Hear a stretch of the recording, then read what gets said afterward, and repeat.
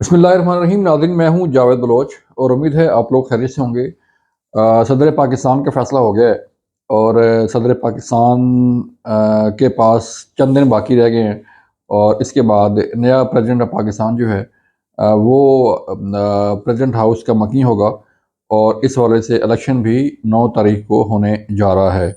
एक तो हम इस पे बात करेंगे जो इलेक्शन है प्रेसिडेंट ऑफ पाकिस्तान के लिए, उसका प्रोसीजर क्या होता है, कौन वोट डालता है और किस तरह जो है उसकी पोलिंग होगी, किस तरह रिजल्ट जो है अनाउंस होगा और इसका जो नया प्रेसिडेंट होगा उसका ओथ जो है वो कब होने जा रहा है। फिर हम बात करेंगे कि सानिया 9 मई पे जुडिशल कमीशन की जो बातें हो रही हैं वो किस हद तक रियलिटी है, वो किस हद तक जो है वो काबिल अमल चीज़ है कि जुडिशल कमीशन बन जाए तो फिर जो है वो उसके किस तरह इंक्वायरी होगी, किस तरह केस चलेंगे, क्या होगा, इस पर भी आज हम तफसीली बात करने जा रहे हैं। क्योंकि कोर कमांडर कॉन्फ्रेंस में भी ये बात हुई है सानिया 9 मई के हवाले से और ये एलामिया जारी किया गया है कि सानिया 9 मई पर कोई कंप्रोमाइज़ नहीं किया जाएगा। फिर तहरीक इंसाफ की जो मखसूस नशस्तें हैं वो तकसीम कर दी गई हैं और आज उस पे पेशावर हाई कोर्ट की तरफ से स्टे भी आ गया है और हुक्म इम्तनाई जारी कर दिया गया है कि जो ओथ है उनका वो ना लिया जाए और ना ही जो है उनको कौमी असम्बली या प्रोविंशियल असम्बली का मेंबर जो है अभी तक डिक्लेयर किया जाए। इस पर हम आज बात करेंगे। सबसे पहले चलते हैं कि सदर पाकिस्तान डॉक्टर आरिफ अलवी साहब जो है सितंबर 2023 में अपने ओहदे की मुद्दत ख़त्म कर चुके हैं। अब सितंबर 2023 से लेके मार्च 2024 तक ये जो अरसा है 5-6 माह का, इसमें ये एक आर्जी तौर पर इनके पास चार्ज था और वो चार्ज भी अब 9 मार्च के बाद ख़त्म होने वाला है। बड़ी चपकलश रही प्रेसिडेंट डॉक्टर आरिफ अलवी की पीडीएम गवर्नमेंट के साथ भी, फिर उसके बाद निगरान गवर्नमेंट के साथ भी और अब जो अ, नया सेटअप आया है, नई गवर्नमेंट आई है उसके साथ भी उनकी चपकलश और जो रंजिश है और जो चीज़ें हैं वहीं की वही हैं। 9 तारीख 9 मार्च को सुबह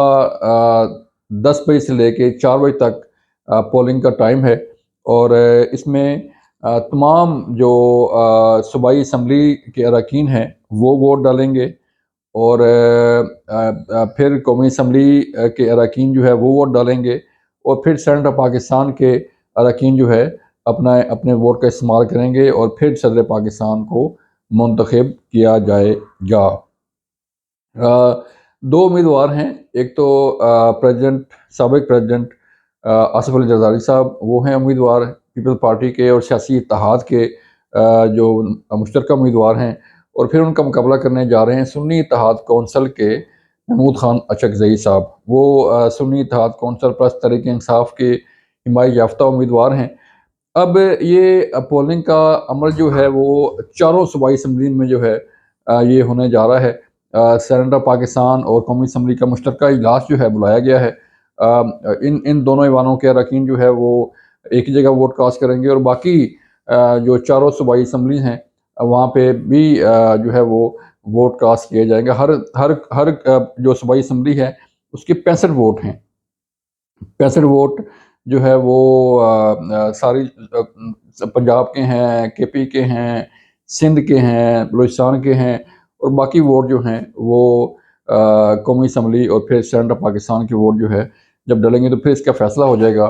कि जिसको भी सादा अक्सरियत मिली वो इस मुल्क का नया सदर होगा। और प्रेसिडेंट पाकिस्तान जो है वो बताया जा रहा है कि 10 मार्च को अपने ओहदे का हलफ भी उठा लेंगे। लिहाजा सिर्फ 4-5 दिन जो हैं वो बाकी रह गए हैं डॉक्टर आरिफ अलवी के पास कि वो ईवान सदर से जो है वो रुखसत होने को तैयार हैं। इसमें एक और नुकता भी है कि अगर दोनों उम्मीदवारों के वोट बराबर बराबर निकलते हैं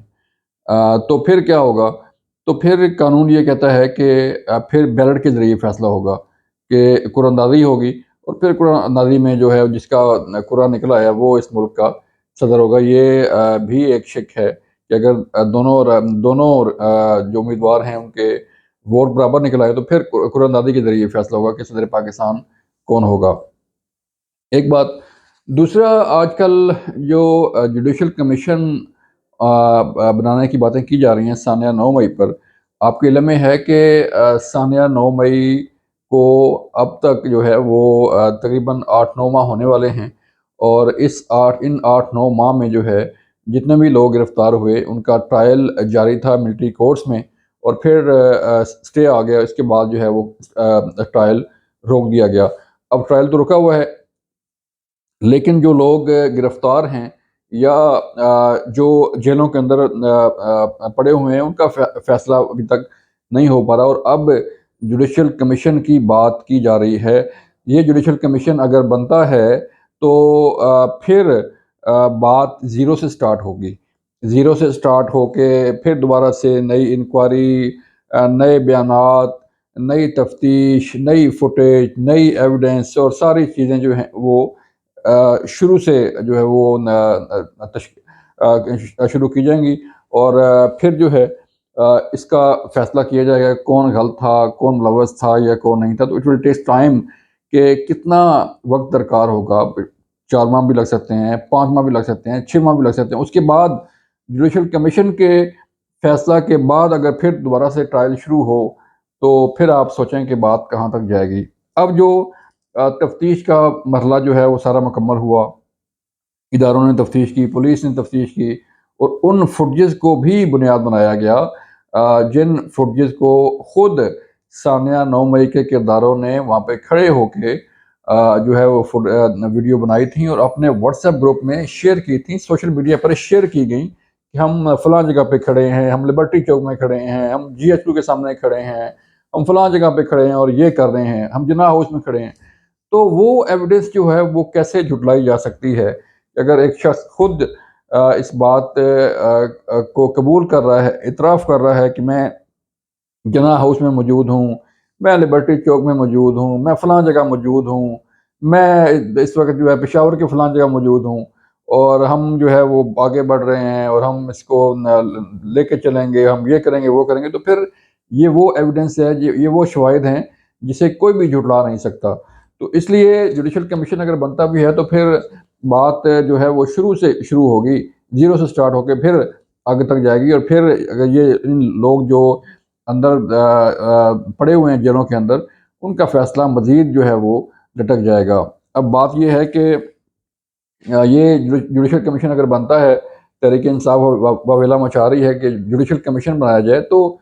کیا جوڈیشل کمیشن کا فیصلہ بھی تسلیم کیا جائے گا؟ یہ بڑا اہم سوال ہے کہ اگر یہ کمیشن بنتا ہے، پھر انکوائری ہوتی ہے، تو پھر فیصلہ ہوتا ہے، تو کیا تحریک انصاف جو ہے وہ فیصلہ تسلیم کر لے گی؟ یہ بھی ایک بڑی اہم چیز ہے۔ اینیو معاملہ جو ہے وہ مزید خراب ہوتا جا رہا ہے۔